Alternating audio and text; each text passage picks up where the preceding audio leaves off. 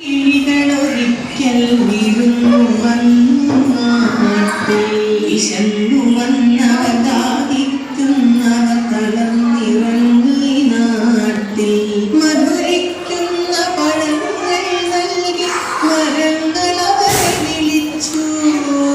തണുത്ത കാറ്റിൽ ഇലകൾ മുക്കി ചില്ലകൾ അവരെ വീശി നാട്ടുകിളികളിൽ ചിലരിതു കണ്ട്